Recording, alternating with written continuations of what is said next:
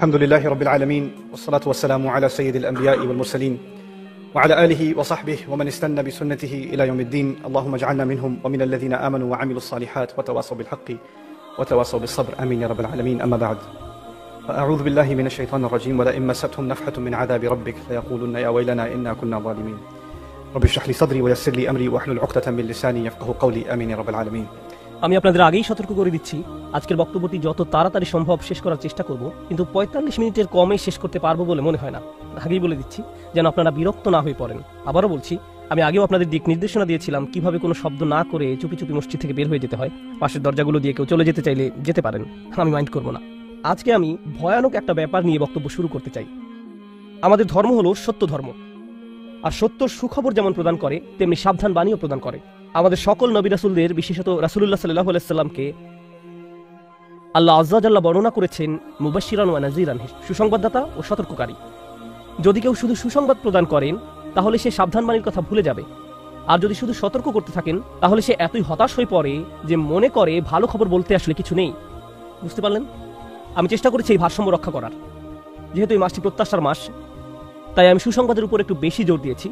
আল্লাহ আযজা ওয়া জাল্লার প্রতি আমাদের আশা এবং ভালোবাসা বৃদ্ধি করার চেষ্টা করেছি, কিন্তু এই একই সময়ে এর মাঝে একটা ভারসাম্য থাকতে হবে। যদিও আজকের বক্তব্যের শেষ অংশে আসার খবর আছে, কিন্তু শুরু করছি এমন একটা জায়গা থেকে যা অতটা আশাব্যঞ্জক নয়।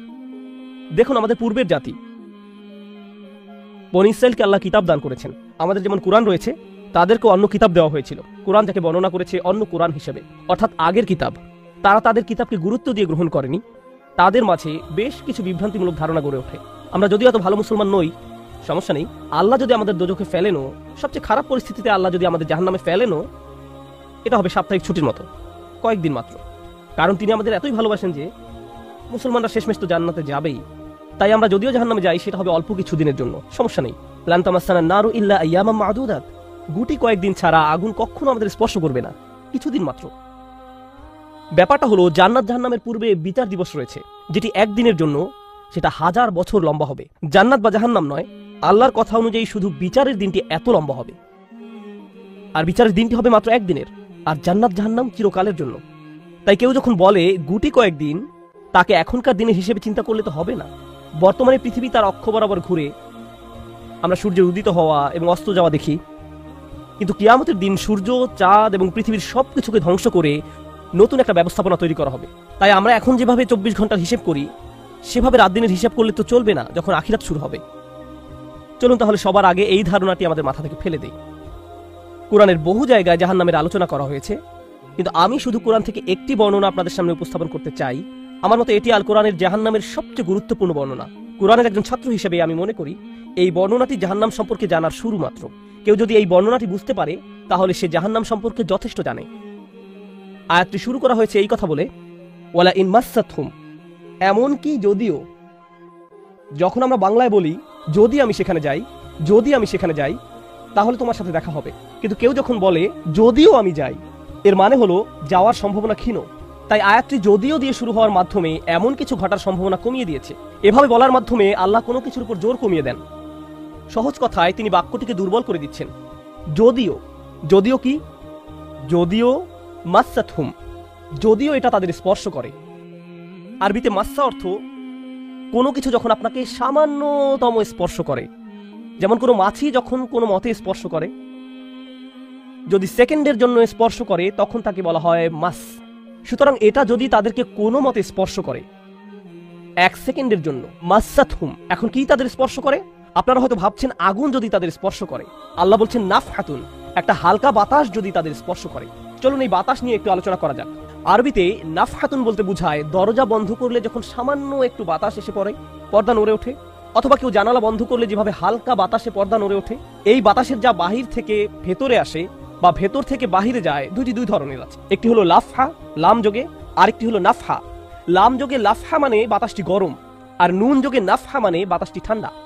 আল্লাহ বলছেন এমনকি যদি ঠান্ডা বাতাস তাদেরকে স্পর্শ করে, যদি ঠান্ডা বাতাস তাদেরকে স্পর্শ করে তোমার প্রতিপালকের শাস্তি থেকে।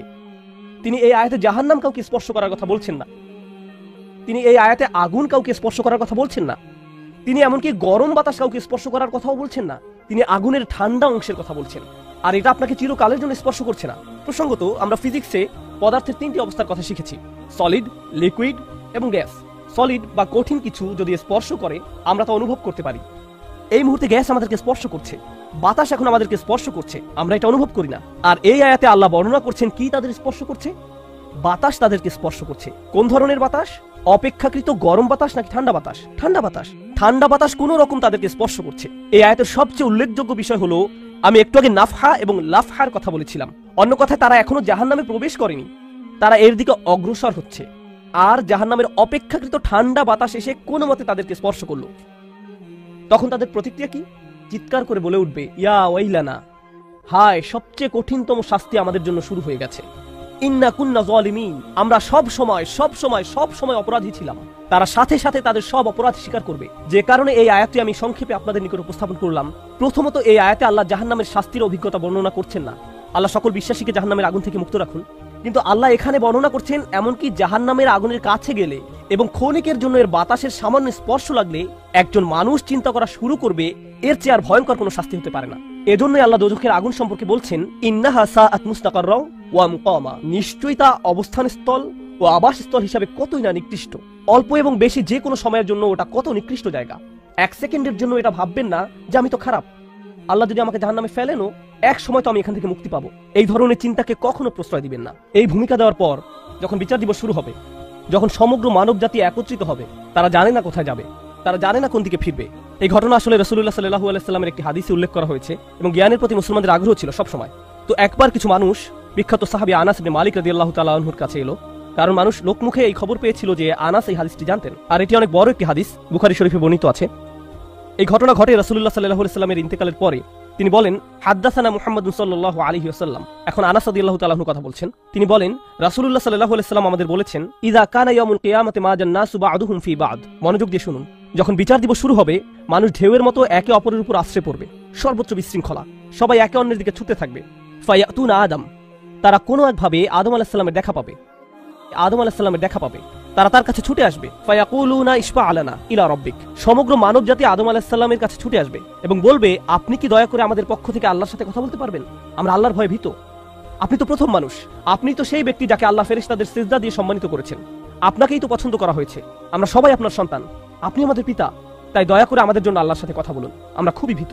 এরপর তিনি বলবেন, ফায়াকুলু লাস্তু লাহা, তিনি বলবেন, আমি এর যোগ্য নই, আমি পারবো না। ফায়াকুলু লাস্তু লাহা ওয়ালাকিন আলাইকুম বিইব্রাহিম, তোমরা কেন ইব্রাহিমের সাথে কথা বলছো না? তোমাদের উচিত ইব্রাহিমের সাথে কথা বলা। অতএব মানব জাতি এখন কার খোঁজ করছে? ইব্রাহিম আলাইহিস সালাম। ফাইন্নাহু খলিলুর রহমান, তার কাছে যাও, কারণ তিনি রহমানের খুবই কাছের বন্ধু। ওয়াত্তাখাযাল্লাহু ইব্রাহিমা খলিলা, কুরআনে এসেছে আল্লাহ ইব্রাহিমকে তার বন্ধুরূপে গ্রহণ করেছেন। তাই ইব্রাহিমের কাছে যাও, তিনি তোমাদের সাহায্য করতে পারবেন। তারা ইব্রাহিমের কাছে যাবেন। ফায়াতুনা ইব্রাহিমা ফায়াকুলু লাস্তু লাহা, তারা ইব্রাহিমের কাছে গেলে তিনি বলবেন, আমি এর যোগ্য নই, আমাকে এই কাজের জন্য তৈরি করা হয়নি, আমি তোমাদের জন্য আল্লাহর সাথে কথা বলতে পারবো না। ওয়ালাকিন আলাইকুম বিমূসা, তোমরা কেন মুসা আলাইহিস সালামের কাছে যাচ্ছ না? তো মানব জাতি মুসা আলাইহিস সালামের কাছে দৌড়ে যাবে। ফাইন্নাহু কালিমুল্লাহ, তিনি আল্লাহর সাথে অনেক কথা বলতেন। ওয়া কাল্লামাল্লাহু মূসা তাকলিমা, আর আল্লাহ মুসার সাথে কথা বলেছেন সরাসরি। সুতরাং তিনি যেহেতু আল্লাহর সাথে কথা বলতে অভ্যস্ত, আজকে তো কথা বলার উত্তম সময়, তিনি তোমাদের পক্ষ থেকে আল্লাহর সাথে কথা বলবেন। ফায়াতুনা মূসা ফায়াকুলু লাস্তু লাহা, মানব জাতি দৌড়ে মুসা আলাইহিস সালামের কাছে যাবে, তিনি বলবেন, আমি এর যোগ্য না, আমি পারবো না। ওয়ালাকিন আলাইকুম বিঈসা, তোমরা ঈসা আলাইহিস সালামের কাছে কেন যাচ্ছ না? ফাইন্নাহু রূহুল্লাহ ওয়া কালিমাতুহু, তিনি হলেন আল্লাহর দেওয়া রূহ এবং তিনি আল্লাহর কালিমা, আল্লাহর হুকুমে তিনি অলৌকিকভাবে জন্মগ্রহণ করেন। কুন ফায়াকুন, অতএব তিনি যেহেতু সকল রাসূলদের মাঝে বিশেষ মর্যাদার অধিকারী, তার কাছে যাও, তার সাথে কথা বলো। সকল মানুষ দৌড়ে ঈসা আলাইহিস সালামের কাছে যাবে। ফায়াকুলু লাস্তু লাহা, তিনি বলবেন, আমি পারবো না, এই কাজ আমার জন্য নয়, আমাকে এই কাজের জন্য তৈরি করা হয়নি। তারপর তিনি বলবেন, ওয়ালাকিন আলাইকুম বিমুহাম্মাদিন সাল্লাল্লাহু আলাইহি ওয়াসাল্লাম, মানব জাতি তোমাদেরকে মুহাম্মদ সাল্লাল্লাহু আলাইহি ওয়াসাল্লামের কাছে যেতে হবে। মানুষেরা তখন রাসূলুল্লাহ সাল্লাল্লাহু আলাইহি ওয়াসাল্লামের কাছে যাবে। এখন রাসূল সাল্লাল্লাহু আলাইহি ওয়াসাল্লাম আমাদের বলছেন, ফায়াতুনি ফাআকুল, সবাই তখন আমার কাছে আসবে আর আমি তাদেরকে বলবো। এখন রাসূল সাল্লাল্লাহু আলাইহি ওয়াসাল্লাম আমাদের বলছেন, আনা লাহা, আমার জন্য এই কাজ, আমি এই কাজের যোগ্য। আনা লাহা ফাআস্তাযিনু আলা রাব্বি। প্রসঙ্গত আমি আপনাদেরকে আরো বলার পূর্বে বিচার দিনের একটা দৃশ্য হলো, আল্লাহ বলেন, ইয়াউমা ইয়াকুমুর রূহু ওয়াল মালাইকাতু সাফফান লা ইয়াতাকাল্লামুনা ইল্লা মান আযিনা লাহুর রহমান ওয়া ক্বালা সাওয়াবা। যেদিন রূহ ও ফেরেশতাগণ সারিবদ্ধভাবে দাঁড়াবে, এমন এক সময় থাকবে যখন কেউ কথা বলতে পারবে না। এমন এক ধরনের নীরবতা, এমন নীরবতা বিরাজ করবে যার কথা মানবজাতি কোনোদিন শোনেনি। এমন ধরনের নীরবতার অস্তিত্ব কখনো কোনোদিন ছিল না। সেই রকম পিনপতন নীরবতায় আল্লাহ বলেন, লা ইয়াতাকাল্লামুন, কেউ কথা বলতে পারবে না, ইল্লা মান আযিনা লাহুর রহমান, দয়াময় আল্লাহ যাকে অনুমতি দিবেন সে ব্যতীত। আর তিনি হলেন মুহাম্মদুর রাসূলুল্লাহ সাল্লাল্লাহু আলাইহি সাল্লাম তিনি এমন সময় আল্লাহর কাছে আসবেন যখন সৃষ্টির কারো একটি শব্দ করার অনুমতি থাকবে না, সৃষ্টির কারো কোনো আওয়াজ শোনা যাবে না। তিনি আল্লাহর সামনে এসে আল্লাহর কাছে কথা বলার অনুমতি চাইবেন। ফায়ুযানু লি, তিনি বলেন আমাকে কথা বলার অনুমতি দেওয়া হবে। ওয়ায়ুলহিমুনি মাহামিদা আহমাদাহু বিহা লা ইয়াহদুরুনিল আন, সেদিন আল্লাহ আমাকে স্পেশাল একটি দোয়ার মাধ্যমে তার প্রশংসা, তার কৃতজ্ঞতা করা শেখাবেন, যেটি বিচার দিবসে আমাকে দেওয়া হবে, যা এর পূর্বে কাউকে দেওয়া হয়নি, কোনো সৃষ্টিকে দেওয়া হয়নি। এক স্পেশাল ওয়াহি রাসূলুল্লাহ সাল্লাল্লাহু আলাইহি সাল্লামকে দেওয়া হবে বিচার দিবসে, যা কোনো সৃষ্টিকে দেওয়া হয়নি। আর তিনি সেই দিন সেই স্পেশাল উপায়ে আল্লাহর প্রশংসা করবেন, লা ইয়াহদুরুনিল আন। আর সেই ওহী এখনো আমার কাছে আসেনি, সেই দোয়া এখনো আমি জানি না। ফা আহমাদাহু বিতিলকাল মাহামিদ, তারপর আমি আল্লাহর দেওয়া সেই স্পেশাল বাক্যগুলোর মাধ্যমে আল্লাহর প্রশংসা করব। ওয়া আখিরু লাহু সাজিদান, আমি সেই বাক্যগুলো উচ্চারণ করার পর আল্লাহর সমীপে সিজদায় অবনত হব। কিয়ামতের দিনে দৃশ্যপটে রাসূলুল্লাহ সাল্লাল্লাহু আলাইহি সাল্লাম এমন জায়গায় থাকবেন, এই অবস্থাকে বলা হয় মাকাম মাহমুদা, একটা স্টেশন, অথবা বলতে পারেন এমন একটা স্টেজ যা প্রশংসিত, আর মানব জাতি সেটা প্রত্যক্ষ করবে। আমরা সবাই এটা দেখতে পাবো, আমরা সবাই তখন নিশ্চুপ থাকবো, আর তিনি সিজদায় পড়ে যাবেন। তিনি যখন সিজদায় পড়ে যাবেন তখন আল্লাহ আযজা ওয়া জাল্লা তার সাথে কথা বলবেন। এতক্ষণ তিনি আল্লাহর সাথে কথা বলছিলেন, এখন আল্লাহ আযজা ওয়া জাল্লা তার সাথে কথা বলবেন। তিনি কি বলবেন? ইয়া মুহাম্মদ ইরফা রাসাকা, তিনি বলবেন মুহাম্মদ তোমার মাথা উত্তোলন করো। ওয়াকুল, বলো, ইউসমা আলাকা, তোমার কথা শোনা হবে। শুধু যে আল্লাহ তার কথা শুনবেন তা নয়, বরং বিচার দিনে উপস্থিত সবাই তার কথা শুনতে পাবে। ইউসমা আলাক, তারপর আল্লাহ বলেন ওয়াসাল তুতা, চাও তোমাকে দেওয়া হবে, তুমি যা চাও দেওয়া হবে। কিয়ামতের দিন আল্লাহর একটি সৃষ্টি কেমন পজিশনে থাকলে আমরা সবাই যখন আল্লাহর নিকট ভিক্ষা চাচ্ছি, আতমিম লানা নূরানা ওয়াগফির লানা, হে আমাদের পালনকর্তা আমাদের নূরকে পূর্ণ করে দিন এবং আমাদেরকে ক্ষমা করুন, এই কথা বলে আমরা আল্লাহ আযজা ওয়া জাল্লার কাছে কাকুতি মিনতি করতে থাকবো। আর এখানে আল্লাহ তার এই সৃষ্টিকে বলছেন তুমি চাও, তুমি যা চাও আমি দিব, সাল তুতা। এই হলো আমাদের রাসূল সাল্লাল্লাহু আলাইহি সাল্লাম। তারপর আল্লাহ বলবেন ওয়াশফা, তুমি যদি কারো পক্ষ থেকে কথা বলতে চাও, তুমি যদি কারো ব্যাপারে সুপারিশ করতে চাও, যাও সুপারিশ করো। তুশাফা, আমি তোমাকে অন্য মানুষদের পক্ষ হয়ে কথা বলার অধিকার দিলাম। তুশাফা, এই গ্যারান্টি আল্লাহ তার রাসূল সাল্লাল্লাহু আলাইহি সাল্লামকে দিয়েছেন।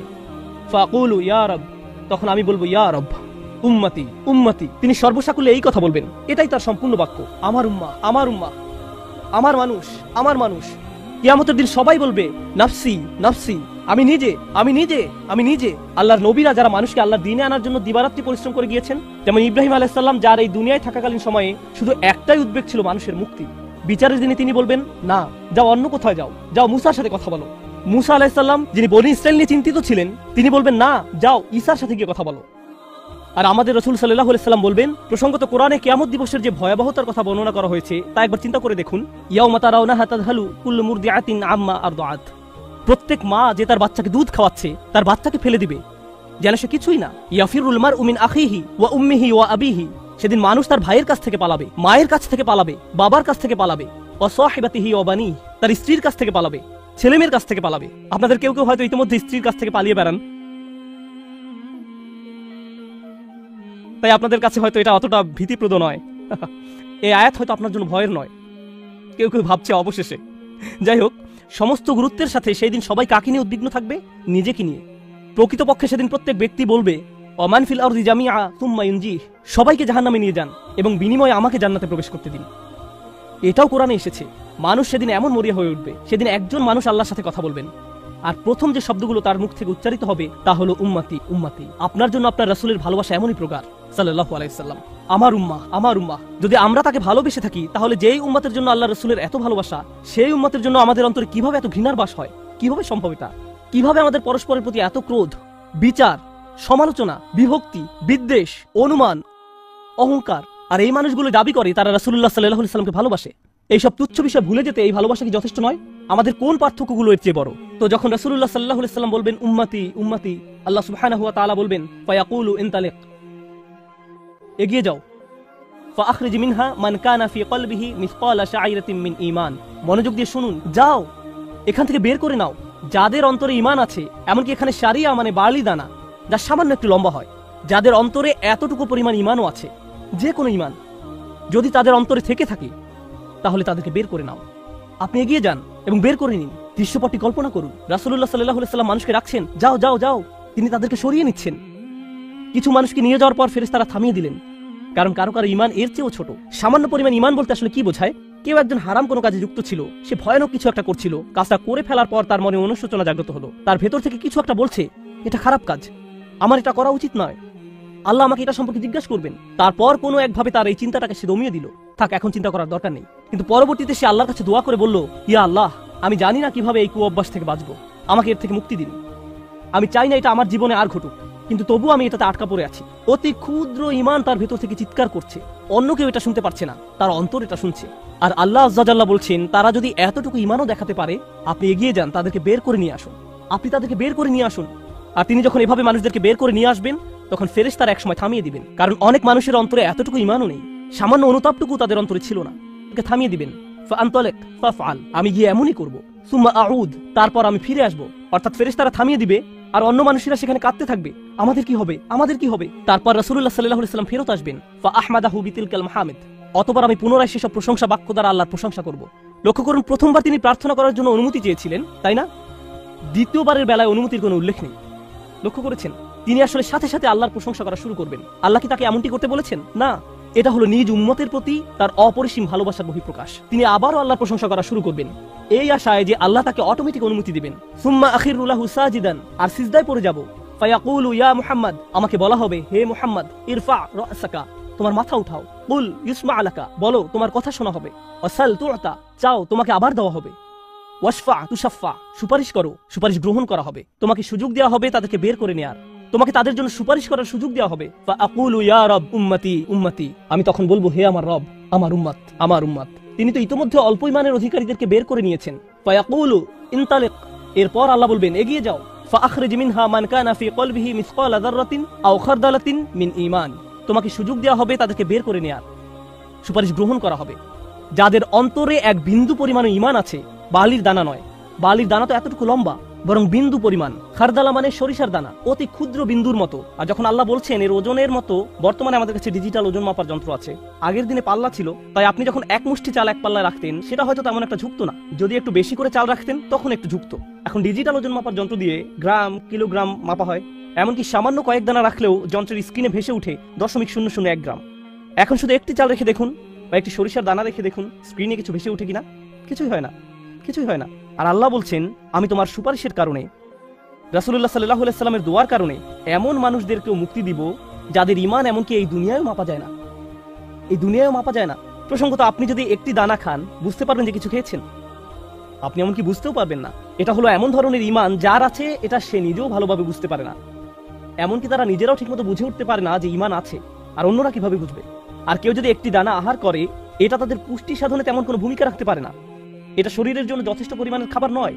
ঠিক তেমনি যার সরিষার দানা পরিমাণ ঈমান ছিল, সেই ঈমানও একটি ভালো জীবন অতিবাহিত করার জন্য তা যথেষ্ট ছিল না। কিন্তু তাদের অন্তরের কোনো এক জায়গায় একটি ঈমানের বাস ছিল। আল্লাহ বলছেন, তুমি এমন যাদেরকে পাও তাদেরকেও বের করে নিয়ে আসো। ফাআখরিজহু ফাআনতালিক, আমি যাব এবং তাই করব। আর এটা বিশাল এক জনগোষ্ঠী যারা আল্লাহর কাছ থেকে দূরে সরেছিল, তাদের ভেতরে একেবারে ক্ষুদ্র কিছু ঈমান ছিল। এরপর তো আর কিছু নেই মনে হচ্ছে, ঘটনা শেষ। কিন্তু রাসূলুল্লাহ সাল্লাল্লাহু আলাইহি সাল্লাম এখানেই থেমে যাননি।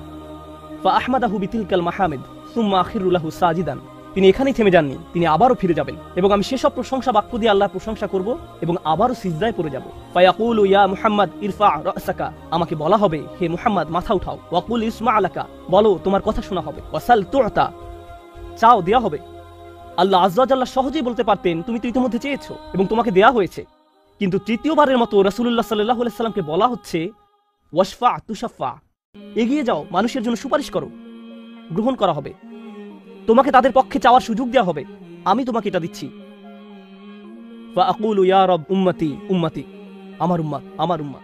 এখন চলুন এখানে একটু থামি। যদি আপনি এই সুযোগ পেতেন, আল্লাহ যদি আপনাকে বলতেন, তুমি যা চাও তাই পাবে, তুমি চাও দেওয়া হবে, যা কিছুই তুমি চাও না কেন, আমাদের বিশাল একটা লিস্ট আছে, একটা লিস্ট আছে। রাসূলুল্লাহ সাল্লাল্লাহু আলাইহি সাল্লামকে এই সুযোগ কয়বার দেওয়া হয়েছে? 3 বার। কত মিলিয়ন মানুষকে ইতিমধ্যে রক্ষা করা হয়েছে। তৃতীয়বার তো তিনি নিজের জন্য কিছু চাইতে পারতেন। আমরা তো মানুষ, আল্লাহ যদি বলেন চাও আমি দিব, আর এই মানুষটি আল্লাহর সামনে দাঁড়িয়ে আছেন আর তাকে বলা হচ্ছে, কিন্তু তারপরেও তার জিহ্বায় উম্মাহ, উম্মতি উম্মতি। তো আল্লাহ বলবেন, ফায়াকুলু ইনতালিক, সামনে এগিয়ে যাও। ফাখরিজ মান কানা ফি কলবিহি আদনা আদনা আদনা মিসকাল হাব্বাতিন খারদালিম মিন ঈমান, যাও সামনে এগিয়ে যাও এবং এমন প্রত্যেক ব্যক্তিকে বের করে আনো যার একটি সরিষার অতি ক্ষুদ্র অতি ক্ষুদ্র অতি ক্ষুদ্র অংশ পরিমাণ ঈমান আছে। এত ক্ষুদ্র বিন্দু যাকে আপনারা হয়তো মাইক্রোস্কোপিক বলবেন, যদি তাদের এক অ্যাটম বা এক সাব অ্যাটমিক কণার পরিমাণ ঈমান থাকে, এই পৃথিবীতে যা দেখা, শোনা বা উপলব্ধি করা সম্ভব নয়, যদি তাদের গভীর অবচেতন মনের কোথাও কণা পরিমাণ ঈমান থাকে, যদি তাদের ততটুকু ঈমান থাকে, এগিয়ে যাও এবং তাদের বের করে নিয়ে আসো। যদি তাদের অন্তরে এতটুকু ঈমান থাকে, তো আল্লাহ রাসূলুল্লাহ সাল্লাল্লাহু আলাইহি সাল্লামকে বলবেন ফাআখরিজহু মিনান নার, তাদেরকে আগুন থেকে বের করে আনো। কথাটা মনোযোগ দিয়ে শুনুন, তাদেরকে কোথা থেকে বের করে আনো? আগুন থেকে। অর্থাৎ কিছু মানুষ ইতোমধ্যে জাহান্নামে পতিত হয়ে গেছে। অনেক মানুষ এই হাদিস পড়ে মনে করে আমরা জাহান্নাম থেকে মুক্তি পেয়ে যাব, আগুন আমাদের স্পর্শ করবে না। কিন্তু হাদিস এই কথা বলছে না। রাসূলুল্লাহ সাল্লাল্লাহু আলাইহি সাল্লাম আল্লাহর কাছে কাকুতি মিনতি করছেন, আর এই দিনটি হবে 50,000 বছর লম্বা। অনেক মানুষের বিচার ইতোমধ্যে হয়ে গেছে। আর আমি আপনাদেরকে সেই আগুন সম্পর্কে শুরুতে বলেছিলাম, আপনি যদি এর বাতাসের স্পর্শ পান 1 সেকেন্ডেরও কম সময়ের জন্য, আপনার মনে হবে এর চেয়ে ভয়ঙ্কর আর কোনো শাস্তি হতে পারে না। আর আল্লাহ রাসূল সাল্লাল্লাহু আলাইহি সাল্লাম সেই মানুষগুলোর জন্য আশা ছেড়ে দেননি, তাদের জন্য হতাশ হয়ে পড়েননি। প্রসঙ্গত তারা মুসলিম, তারা কিন্তু মুসলিম, কারণ রাসূল সাল্লাল্লাহু আলাইহি সাল্লাম কি বলছেন, তার মুখ থেকে কোন কথাগুলো উচ্চারিত হয়েছে? উম্মতি উম্মতি। আগুনের মানুষগুলো মুসলমান, ওই মানুষগুলো অমুসলিম নয়, মুসলিম। তো রাসূল সাল্লাল্লাহু আলাইহি সাল্লাম বলেন ফাআনতালিকু ফাআফআল, আমি যাব এবং সেটাই করব। প্রসঙ্গত রাসূলুল্লাহ সাল্লাল্লাহু আলাইহি সাল্লামের এই কথার সাথে হাদিসের সমাপ্তি হলো। আনাস ইবনে মালিক রাদিয়াল্লাহু তাআলা আনহু তার কাছে আসা লোকদেরকে এতটুকু বর্ণনা করলেন। ফাকুলতু লিবাদি আসহাবিনা, হযরত আনাসের কাছে হাদিস শিখতে আসা একজন বলল, আমি আমার কিছু সঙ্গীকে বললাম, লাউ মারারনা বিল হাসান ওয়া হুয়া মুতাওয়ারিন ফি মানজিলি আবি খলিফা, চলো আমরা হাসান বসরির কাছে যাই। আমরা হাদিসটি আনাসের কাছ থেকে শুনেছি, কিন্তু আমরা জানি এই হাদিসটি হাসানও জানেন, চলো আমরা তার কাছে যাই। প্রসঙ্গত আনাস রাদিয়াল্লাহু তাআলা আনহু তখন অনেক বয়স হয়ে গিয়েছিল। এই হাদিসে কতবার রাসূল সাল্লাল্লাহু আলাইহি সাল্লাম আল্লাহর কাছে গেলেন? 3 বার। রাসূলুল্লাহ সাল্লাল্লাহু আলাইহি সাল্লাম ইন্তেকাল করেছেন বহু বছর আগে। আমরা জেনেছি এই হাদিস হাসান বসরিও জানেন, তার আগে কখনো এই ধরনের কথা শুনেনি। খুবই আশ্চর্যজনক কথা। এজন্য তারা ব্যাপারটা যাচাই করতে চাচ্ছিলেন যে দেখা যাক হাসান বসরিও একই হাদিস বর্ণনা করেন কিনা। তারা শুনেছে হাসান বসরি বাস করেন আবু খলিফার বাড়ির পেছনের একটি ঘরে, তাই তারা হাসান বসরিকে খুঁজতে লাগলো। তারা তাকে খুঁজে পেলেন। হাদাসানা আনাস ইবনে মালিক ফাআতাইনাহু ফাসাল্লামনা আলাইহি, তো আমরা তার কাছে এলাম এবং তাকে সালাম দিলাম। ফাআদিনা লানা, তিনি আমাদেরকে প্রবেশের অনুমতি দিলেন। ফাকুলনা লাহু ইয়া আবা সাঈদ, আমরা তাকে বললাম, হে সাঈদের পিতা, জিনাকা মিন ইনদি আখিকা আনাস ইবনে মালিক, আমরা আপনারই ভাই আনাস ইবনে মালিকের নিকট হতে আপনার কাছে আসলাম। ফালাম নারা মিসলা মা হাদাসানা ফি শাফাআত, শাফাআত বিষয়ে তিনি যেমন বর্ণনা দিয়েছেন তেমনটা বর্ণনা করতে আমরা আর কাউকে দেখিনি। ফাকালা হি, তিনি বললেন হ্যাঁ তোমরা তো জানো। ফাহাদাসনাহু বিল হাদিস, আমার কাছে সেটি বর্ণনা করো, দেখি তোমরা আনাসের কাছ থেকে কি শুনেছো। তো তারা তার নিকট সম্পূর্ণ হাদিসটি বর্ণনা করে শোনালেন। ফাআনতাহা ইলা হাদাল মাওদি', আমরা এই পর্যন্ত অর্থাৎ 3 বার রাসূল সাল্লাল্লাহু আলাইহি সাল্লামের সুপারিশের কথা বলে শেষ করলাম। ফাকালা হি, তিনি বললেন আরো বর্ণনা করো। ফাকুলনা লাম ইয়াজিদ লানা আলা হাযা, আমরা বললাম তিনি তো এর অধিক আমাদের কাছে বর্ণনা করেননি, আমাদেরকে এতটুকুই বলেছেন। এখন হাসান কথা বলছেন, লাকাদ হাদাসানি ওয়া হুয়া জামিউ মুনযু 20 সানাতান, তিনি অর্থাৎ আনাস আমার কাছে এই হাদিস বর্ণনা করেছেন যখন তিনি তখন যুবক ছিলেন, 20 বছর আগে। কত বছর আগে? 20 বছর আগে। আমি নিশ্চিত না তিনি কি বাকিটুকু ভুলে গেলেন, নাকি তিনি তোমাদেরকে বাকিটুকু বলেননি, কারণ তাহলে তোমরা অলস হয়ে পড়বে। ফালা আদরি আনাসি আম কারিহা আন তাত্তাকিলু, তিনি এরপর বললেন এই হাদিসের চতুর্থ একটি অংশ আছে, আর আমি নিশ্চিত নই তোমাদের বলা উচিত কিনা, কারণ তার এখন বয়স বেশি হয়েছে, তার স্মরণশক্তি ওইভাবে কাজ করছে না। কিন্তু আমার সন্দেহ তিনি তোমাদের বলেননি, কারণ তোমরা এতে অলস হয়ে পড়বে। তারা বলল, ইয়া আবা সাঈদ হাদাসানা, আপনি কি আমাদেরকে এটা বলতে পারেন? আমরা আসলে জানতে চাই। ফাদাহিকা, তিনি হাসতে শুরু করলেন। ফাকালা খুলিকাল ইনসানু আজুলা, তিনি কোরআনের একটি আয়াত উল্লেখ করে বললেন, মানুষকে সৃষ্টি করা হয়েছে তাড়াহুড়া প্রবণ করে। মা যাকারতুহু ইল্লা ওয়া আনা আদরি আন উহাদ্দিসুকুম হাদাসানি কামা হাদাসাকুম বিহি, আমি তো বর্ণনার উদ্দেশ্যেই তোমাদের কাছে বিষয়টি উল্লেখ করলাম। তিনি তাদেরকে উৎসুক করে তুলেছিলেন, আমি তোমাদেরকে বলবো তিনি তোমাদের নিকট যা বলেছেন তা সত্য। হাসান আরো বলেন, রাসূলুল্লাহ সাল্লাল্লাহু আলাইহি সাল্লাম বলেন, এরপর আমি চতুর্থবারের মতো ফিরে আসবো। ফা আহমাদাহু বিতিলকাল মাহামিদ, এবং সেসব প্রশংসা বাক্য দিয়ে আল্লাহর প্রশংসা করব, যে বাক্যগুলো আল্লাহ আমাকে দিয়েছেন, যা অন্য কোন সৃষ্টিকে এর পূর্বে দেওয়া হয়নি, এবং সিজদায় পড়ে যাব। সুম্মা আখিরু লাহু সাজিদান, তখন বলা হবে, ফায়ুকালু ইয়া মুহাম্মদ ইরফা রাসাকা, হে মুহাম্মদ মাথা উঠাও। ওয়াকুল ইউসমা, বলো তোমার কথা শোনা হবে। ওয়াসাল তুতা, চাও দেয়া হবে। ওয়াশফা তুশাফা, শাফায়াত করো গ্রহণ করা হবে। এই সময়ে এসে এতটুকুর চেয়ে ছোট ঈমানও আর অবশিষ্ট নেই, সকল সম্ভাব্য ঈমানওয়ালাদের মুক্তি হয়ে গেছে। আদনা আদনা আদনা মিসকাল হাব্বা, সবাই মুক্তি পেয়ে গেছে। ফাআকুলু ইয়া রব ইযান লি ফি মান ক্বালা লা ইলাহা ইল্লাল্লাহ, এখন রাসূলুল্লাহ সাল্লাল্লাহু আলাইহি ওয়াসাল্লাম বলেননি উম্মতি, এইবার তিনি উম্মতি বলেননি, তিনি বলছেন হে আমার প্রতিপালক, আমাদেরকে তাদের সম্পর্কে শাফায়াত করার অনুমতি দান করুন যারা বলেছে লা ইলাহা ইল্লাল্লাহ। যে এমনকি এই কথা বলেছে, আচ্ছা ঠিক আছে, আমার মনে হয় একজন সৃষ্টিকর্তা আছেন। একটি কলেজ ক্যাম্পাসে হয়তো একদল ছাত্র মুসলিম ছাত্রদের সাথে আলোচনা করছে, তখন একজন বলল, আচ্ছা ঠিক আছে, দার্শনিক দৃষ্টিকোণ থেকে মেনে নিলাম একজন ঈশ্বর রয়েছেন, ঠিক আছে আমি মানলাম যে একজন ঈশ্বর আছেন, আমি বলছি না যে আমি মুসলিম, যদি উপাসনা করতেই হয় তাহলে শুধু এক ঈশ্বরের উপাসনা করতে হবে। তাদের অন্তরে কোনো অনুভূতি নেই, তারা কারো ইবাদত করছে না, তারা শুধু এই উপসংহারে পৌঁছেছে। প্রসঙ্গত এই ধরনের একটা সাদৃশ্য পাওয়া যায় সূরা হুজরাতের একটা আলোচনায়। আল্লাহ বলছেন, ফাকালাতিল আরাবু আমান্না কুল লাম তুমিনু ওয়ালাকিন কুলু আসলামনা। বেদুইনরা বলে আমরা ঈমান এনেছি। বলো তোমরা ঈমান আনোনি, বরং তোমরা বলো আমরা আনুগত্য স্বীকার করেছি। তোমরা শুধু ইসলামের প্রাথমিক ধারণা গ্রহণ করেছো। ধারণা থাকে এখানে, আর ঈমান কোথায় থাকে? যাদের অন্তরে কিছু ঈমান ছিল তাদের ইতোমধ্যে নেওয়া হয়ে গেছে। এখন যাদের মাথায় কিছু ধারণা ছিল যে একজন রব আছেন, তারা কোনোদিন ধর্ম প্র্যাকটিস করেনি, তারা ধর্মীয় কোনো কাজই করেনি, তারা শুধু এই ধারণা মেনে নিয়েছিল যে শুধু একজন প্রভুর উপাসনা করতে হবে। রাসূলুল্লাহ সাল্লাল্লাহু আলাইহি ওয়াসাল্লাম বলছেন, যে কেউ এই সিদ্ধান্তে আসবে যে কেউ বলবে লা ইলাহা ইল্লাল্লাহ, তার জন্য শাফায়াত করার অনুমতি দান করুন। আল্লাহ বলবেন, ফায়াকুলু ওয়া ইজ্জাতি ওয়া জালালি ওয়া কিবরিয়াই ওয়া আযীমাতি। আল্লাহ বলবেন, আমি আমার কর্তৃত্বের শপথ করছি, আমি আমার স্বীয় গৌরবের শপথ করছি, আমি আমার বরত্বের শপথ করছি, আমি আমার মহত্বের শপথ করছি, লা উখরিজান্না মিনহা মান ক্বালা লা ইলাহা ইল্লাল্লাহ। আমি স্বয়ং অবশ্যই তাদের সবাইকে জাহান্নাম থেকে বের করব যারা বলেছে লা ইলাহা ইল্লাল্লাহ, তোমার এই সুপারিশের কারণে। সাল্লাল্লাহু আলাইহি সাল্লাম। জাহান্নাম কতটা ভয়ঙ্কর তার একটা ছোট্ট নমুনা দিয়ে আমি আজকের আলোচনা শুরু করেছিলাম। এখন সব শেষে রাসূলুল্লাহ সাল্লাল্লাহু আলাইহি সাল্লাম আমাদের জন্য এই শাফায়াত করছেন। এই হাদিসটি অন্যতম গুরুত্বপূর্ণ একটি হাদিস। এমনকি 20 বছর পরে আনাস ইবনে মালিক এখন বৃদ্ধ হয়ে গেছেন, মানুষ তখনও তার কাছে শাফায়াত বিষয়ে জানতে এসেছেন। এমনকি আজকের দিনেও এই হাদিসটি অন্যতম শক্তিশালী একটি হাদিস, এবং অন্যতম এই জন্য যে ভুলভাবে ব্যবহার করার একটি বক্তব্য রাসূলুল্লাহ সাল্লাল্লাহু আলাইহি সাল্লামের। কখনোই এর অপব্যবহারের চিন্তাও করবেন না, এটা ফ্রি হয়ে যাওয়ার লাইসেন্স নয়। যদি আমরা মনোযোগের সাথে পড়ি তাহলে আমরা বুঝবো যে আল্লাহ এমন মানুষদেরকে জাহান্নাম থেকে বের করে আনার জন্য অনুমতি দেবেন যাদের ঈমান যথেষ্ট ছিল না, যাদের সৎ কাজ যথেষ্ট ছিল না। পক্ষান্তরে এমন অনেক মানুষ থাকবে যাদের অন্তর ঈমান আছে, যাদের ডান হাতে সৎ কাজ আছে, আর এই সৎ কাজগুলো বিচারের দিনে আলোতে পরিণত হবে, হৃদয়ের ঈমান ও বিচারের দিনে জ্যোতিতে পরিণত হবে। ইয়াসআনুরুহুম বাইনা আইদিহিম ওয়া বিআইমানিহিম, তাদের বুকের ভেতর থেকে আলো ছুটতে থাকবে এবং তাদের ডান হাত থেকে এই আলো টর্চে পরিণত হবে, গাড়ির হেডলাইটের মতো। চারপাশে থাকবে অন্ধকারাচ্ছন্ন, আর আপনি জান্নাতের দিকে ছুটতে থাকবেন। আপনাকে জাহান্নাম অতিক্রম করে যেতে হবে, এটা আল্লাহর নির্দেশ। ওয়া ইম মিনকুম ইল্লা ওয়ারিদুহা, জান্নাতে যেতে হলে সবাইকে জাহান্নাম অতিক্রম করে যেতে হবে, সবাইকে, এর কোনো ব্যতিক্রম নেই। আর এই ব্রিজ অতিক্রম করতে হলে আপনার আলো লাগবে, যদি আলো না থাকে তাহলে পড়ে যাবেন। তো মানুষ যখন হেঁটে যাচ্ছে তখন অনেকের এত পরিমাণ আলো থাকবে যেন মক্কা থেকে সিরিয়া দেখা যাচ্ছে, আর কারো কারো এত অল্প পরিমাণ আলো থাকবে যে তারা কোনো মতে পায়ের সামনের কিছু অংশ দেখতে পাবে, কারণ তাদের ঈমান দুর্বল ছিল। কিন্তু এই হাদিস এমন মানুষদের সম্পর্কে নয় যাদের সামান্য কিছু আলো থাকবে বা অনেক বেশি আলো থাকবে।